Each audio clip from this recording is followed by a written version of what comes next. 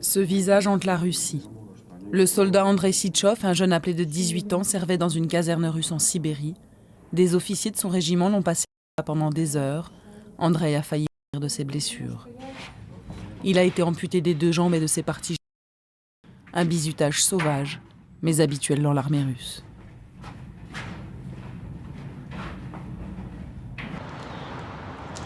À Moscou, à quelques mètres de l'hôpital où est soigné Andrei Sytchov, nous avons pu rencontrer sa mère. Depuis l'affaire Sytchov, comme l'a surnommée la presse russe, Galina Sytchova parle peu. Elle a subi des pressions.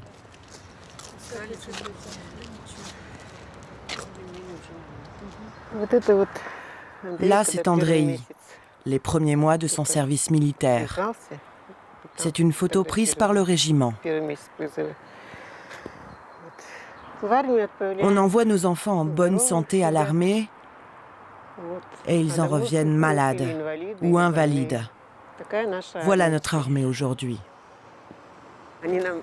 Ils nous ont fortement recommandé, de manière indirecte, mais aussi ouvertement, de ne pas parler. Ils nous ont dit que cela se passerait beaucoup mieux pour nous si on se taisait. Mais si on se tait, qu'en sera-t-il pour les autres soldats? Les mères qui se sont tues jusque-là n'ont pas pensé à tous les autres jeunes qui pourraient être un jour victimes du bizutage. Elles se sont dit bêtement que leur fils avait souffert, mais qu'elles ne pouvaient rien faire contre cela, qu'il était inévitable que d'autres soldats souffrent aussi. Nous, on a beaucoup souffert, mon fils est invalide à vie, mais je n'ai pas l'intention de me taire. Je ne vais pas non plus les laisser nous accuser maintenant en disant que ce n'est pas de leur faute, mais que c'est mon fils Andrei le coupable, qu'il avait une pathologie et que c'est à cause de cela qu'ils ont dû l'amputer. Je veux que tout le monde sache la vérité. Et vous n'avez pas peur? Comment vous dire? Non, je n'ai pas peur. On verra bien. Que peuvent-ils encore me faire? Bien sûr, tout est possible. Mais si on a tous peur, rien ne changera jamais. Tout continuera de la même manière. Parler face à l'indifférence du pouvoir et celle de la société. Il est exceptionnel que la presse russe ose évoquer aussi ouvertement un cas de bizutage et mettre en cause l'armée et le Kremlin. Lorsque nous avons tourné ce reportage, nous nous étions rendus à Novaya Gazeta pour rencontrer la seule journaliste russe qui écrivait inlassablement sur tous les abus dans les casernes depuis des années. Anna Politkovskaya, célèbre aussi pour être la seule à couvrir le conflit en Tchétchénie et dénoncer les exactions de l'armée russe. Anna a été assassinée le 7 octobre dernier. C'était l'une des rares voix libres dans la Russie de Vladimir Poutine. Sur son bureau, des centaines de lettres qu'elle recevait d'un peu partout en Russie. Beaucoup venaient de mères de soldats russes qui l'appelaient à l'aide. L'infection de la Tchétchénie a aujourd'hui contaminé peu à peu toutes les casernes en Russie. Et effectivement, on assiste aujourd'hui à des cas de plus en plus monstrueux, comme tout droit sorti d'un mauvais film hollywoodien.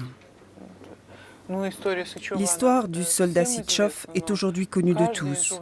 Mais vous savez, chaque journaliste russe en connaît des dizaines des cas similaires et tout aussi horribles, mais ils n'ont pas été rendus publics. Cette violence s'explique parce qu'en Tchétchénie, les frontières du bien et du mal disparaissent. Là-bas, tout est possible.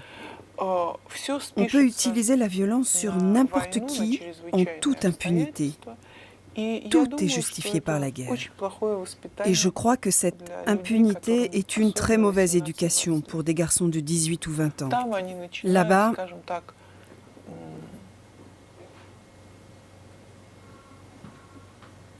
ils sortent peu à peu de la sphère humaine.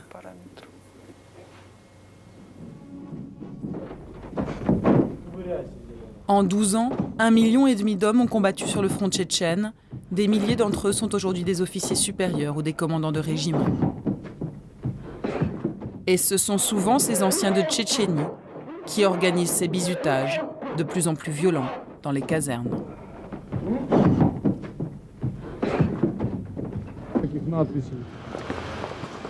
Le ministère de la Défense admet 1300 par an, un chiffre à multiplier au moins par 2, selon le comité des mères de soldats russes. Face à l'augmentation de la violence dans les casernes, les jeunes Russes fuient la conscription qui les oblige à effectuer 2 ans de service militaire. À Saint-Pétersbourg, le recrutement a commencé depuis quelques jours. Tous les mercredis après-midi, des centaines de parents et de jeunes en âge d'être enrôlés se précipitent au petit local de l'Association des mères de soldats, dirigée par Ella Polyakova. Une fois par semaine, Ella donne des cours de défense des droits du citoyen. Il faut que vous prépariez bien vos fils pour qu'ils connaissent la Constitution et leurs droits. Elle explique comment, en recourant au texte de la Constitution russe, les jeunes peuvent éviter un enrôlement forcé.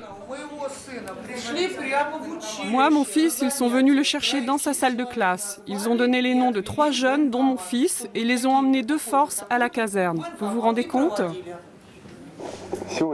Aujourd'hui, en venant ici, j'ai assisté à une scène dans le métro. Des policiers demandaient les cartes d'identité de tous les jeunes. Et ils en ont emmené avec eux. Les endroits les plus dangereux sont les foyers d'étudiants, car là-bas, les jeunes gens sont seuls. Ils sont loin de leur famille et donc beaucoup plus vulnérables. Et puis aussi, le métro n'est pas très sûr.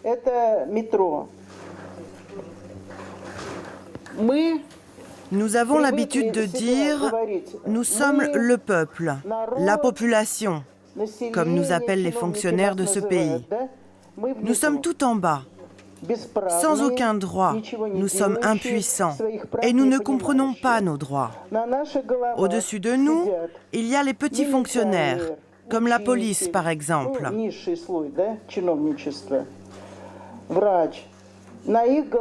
Au-dessus de leur tête, il y a des fonctionnaires supérieurs.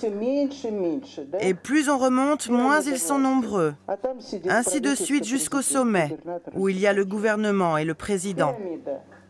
Voilà la pyramide du pouvoir. La règle de cette pyramide, c'est d'anéantir absolument ceux du bas, les étouffer pour qu'ils ne s'expriment pas et qu'on leur cède nos droits. Et pour réaliser cela, tout un système de terreur est mis en place pour que chaque individu se sente prisonnier, dans une cage, comme cela, dans cet état-là. Qui reconnaît dans la salle qu'il se trouve dans cette situation-là? Levez les mains. Oui, on l'avoue tous. On est tous dans cet état-là. Moi, je ne veux pas que mon fils serve dans une telle armée. J'ai peur, cette armée, elle brise les individus. Ce n'est plus une école de la vie, comme on disait avant. C'est tout simplement devenu un lieu qui brise et humilie les jeunes soldats. Ils sortent de l'armée comme après la prison. Ils sont totalement anéantis, comme des zombies. Ils ne sont plus en état de rien faire. Aucun d'entre eux n'est en état de reprendre ses études. Bien sûr que l'on comprend tous qu'il faut défendre l'honneur de notre patrie, mais pas dans une telle armée. Dans le bureau voisin, 2 jeunes soldats sont venus voir Ella pour lui demander de l'aide, épuisés par des mois d'humiliation et par les coups reçus dans leur caserne. Là, vous devez écrire ce qu'on vous a fait, décrire ce qu'il s'est passé précisément. Genia et Alyosha ont peur. Depuis quelques semaines, les officiers de leur régiment leur font subir une nouvelle épreuve.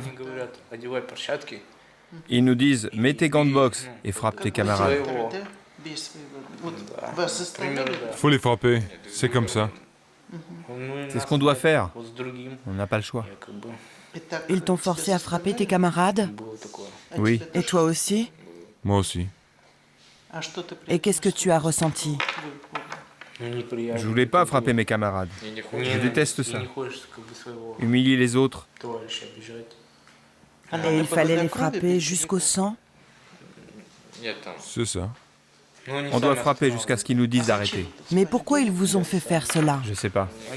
Ils disent qu'on doit se transformer en bêtes sauvages. En bête? Oui, ils disent qu'il faut qu'on soit plein de haine. Plein de haine envers qui? Je ne sais pas. Envers tout. Ils nous disent juste que l'on doit être ainsi, plein de haine. Qu'est-ce qu'il se passe dans le régiment de ces soldats? C'est un groupe d'élite d'anciens de Tchétchénie qui est entraîné dans leur régiment, une sorte de brigade spéciale. Je suis moi-même allée dans ce régiment. et j'ai pu être témoin de ce qu'il s'y passe. C'est tout simplement la culture de la... On les entraîne à être des... Ils forment de jeunes soldats comme ces garçons avec des méthodes spéciales pour qu'ils deviennent des mercenaires, capables de tuer n'importe qui. Ils les entraînent à ne plus être des êtres humains. Et vous, tous les deux, vous sentez qu'ils essaient de vous transformer? Qu'ils font pression sur vous pour que vous changiez? Oui, bien sûr. Moi-même, je sens que je suis devenu plus cruel. Je sens la haine qui monte. Chaque jour, on est humilié. Alors, chaque jour, on se durcit, on change. Ça me fait peur.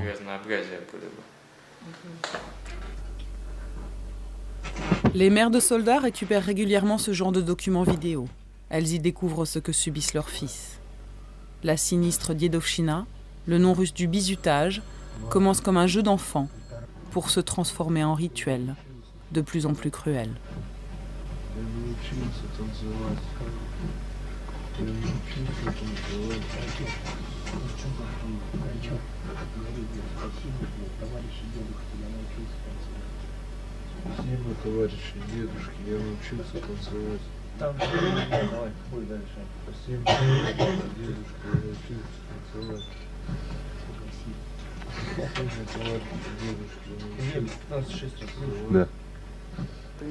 Dima, 18 ans, a fui son régiment après 6 mois de bizutage. Il vient témoigner.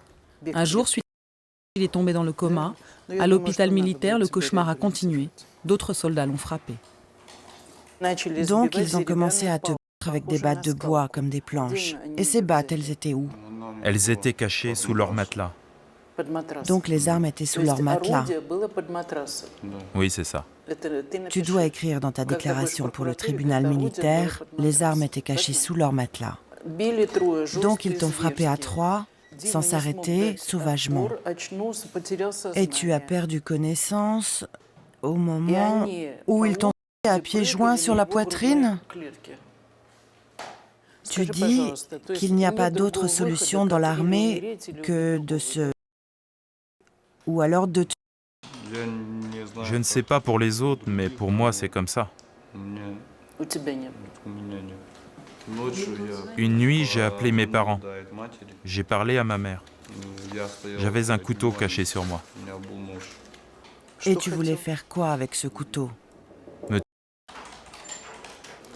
Et tu as dit quoi à ta mère cette nuit-là au téléphone? Je lui ai dit adieu, tu ne me reverras plus. Comment vous expliquer? Tout m'était devenu égal.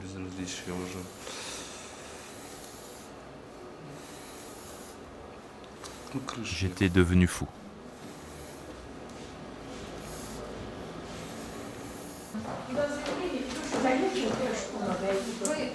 Ella va aider Dima et sa mère à faire appel au tribunal militaire pour qu'il soit réformé et qu'il y ait une enquête sur les auteurs des sévices qu'il a subis. Ella nous emmène rencontrer une autre famille à 80 km de Saint-Pétersbourg.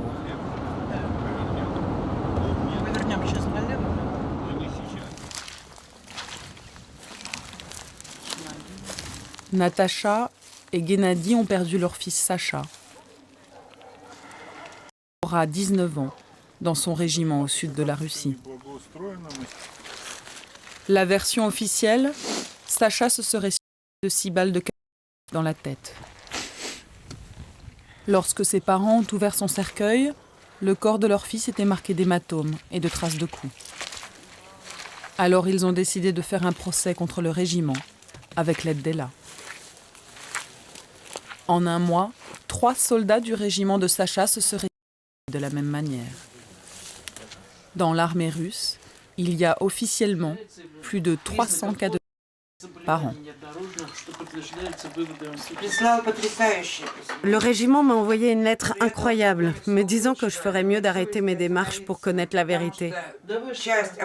Ils me disent que je devrais déjà m'estimer heureuse que le régiment ait payé le transfert du corps et le cercueil de zinc. En fait, selon eux, je devrais me taire. J'ai écrit 5 fois au président, 5 fois au directeur du FSB. J'ai écrit au procureur de la République, au ministre de la Défense. Je leur ai tous écrit. Et voilà le genre de réponse que je reçois. Voilà l'attitude de l'État. La d'un enfant, d'un soldat pour notre gouvernement, ce n'est rien. C'est habituel. Un jour, un soldat, le lendemain, un autre, et puis encore un autre. Pour eux, tout est normal. Dans le régiment de mon fils, il y a déjà eu plusieurs. Ils nous disent « On ne vous doit rien, prenez 10 bouteilles de vodka et taisez-vous ». Bien sûr, on les a refusées, les 10 bouteilles de vodka. Alors, ils nous ont dit « Eh bien, dans ce cas-là, on ne peut rien faire pour vous ». C'était pour que vous vous taisiez? Oui, pour que l'on se taise, qu'on ne demande rien, qu'on oublie, et surtout pour nous humilier. Nous humilier. C'est incroyable l'attitude de l'État russe. Ils se disent « Un soldat de ce n'est rien ». D'autres naîtront. En France, pour le d'un soldat dans une caserne, le ministre de la Défense démissionnerait. Ici, pour le cercueil d'un soldat, le ministre ne vient même pas voir les parents pour demander pardon.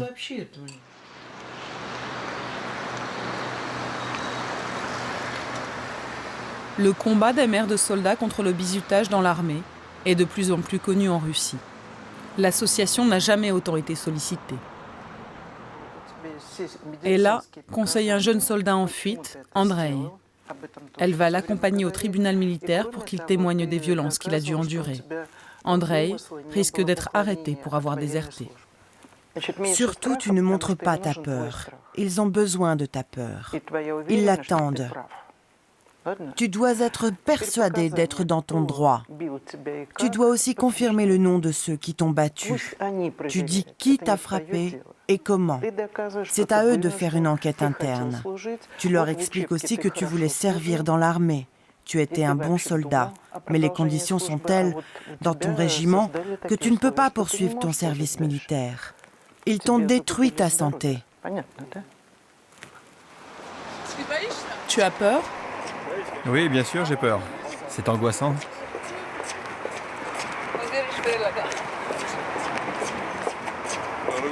On va gagner. Tu vas voir. C'est n'importe quoi. De quoi est coupable Andrei? C'est terrifiant. Cet enfant est innocent et ils veulent l'arrêter. Des dizaines de jeunes comme lui qui se sont enfuis de leur régiment sont aujourd'hui en prison. Il est coupable de s'être enfui? Oui, coupable de s'être enfui parce qu'on le tabassait. Et coupable aussi de n'avoir pas voulu être transformé en criminel, comme le reste de ses officiers. Dans le régiment d'Andrei, toutes les semaines, des jeunes appelés s'enfuient. Les casernes russes font face à une véritable hémorragie et les coupables du bizutage ne sont que très rarement poursuivis. L'association d'Ella travaille avec des avocats qui, pendant des mois, luttent pour obtenir que des jeunes comme Andrei ne retournent pas servir. Pendant qu'Ella tente de négocier avec le procureur militaire, Andrei, son frère Sergueï et l'avocat de l'association attendent. Comme d'habitude, on leur a dit qu'il manquait des pièces au dossier. Ils ont peur. Le système entier a peur et il se protège lui-même. Cela explique pourquoi la procurature militaire ne fait pas d'enquête sur le respect des droits de l'homme dans les casernes. Ils ne peuvent tout simplement pas le faire, puisque les crimes sont commis par des officiers et que ceux qui sont chargés d'enquêter sont eux-mêmes des officiers sous l'influence des commandants. Tout ce système crée un terrain idéal pour que de tels crimes aient lieu. Ils voulaient arrêter Andrei aujourd'hui? Oui, ils rêvaient d'arrêter Andrei, mais on ne les laissera pas faire.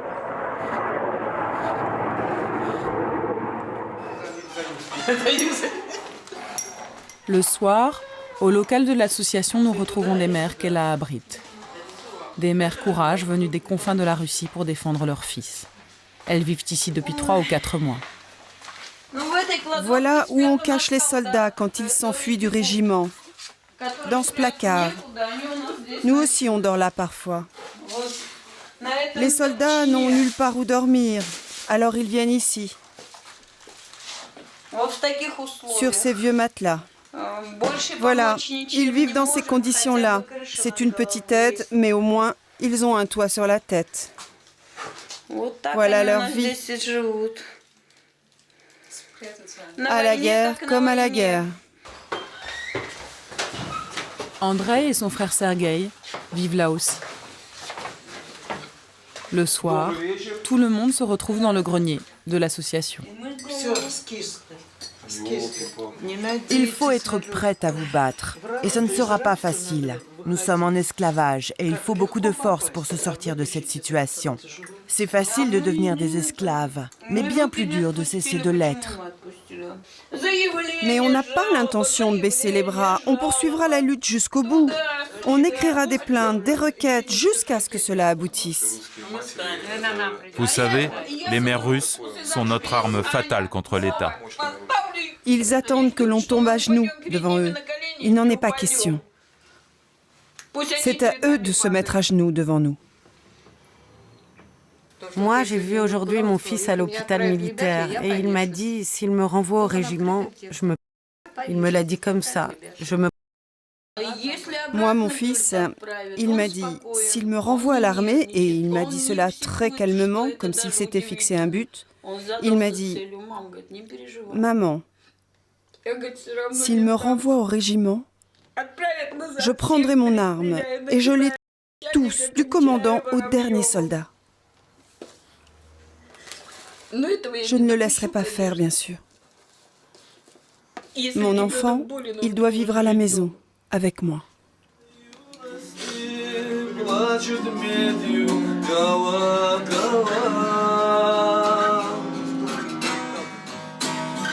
Natacha, Masha, Olga, Sergueï ont tous laissé leur village, leur famille, leur travail pour livrer la même bataille. Des citoyens russes qui veulent briser le silence pour sauver leur fils ou leur frère d'une armée qui, à leurs yeux, se déshonore chaque jour un peu plus. В неизведанное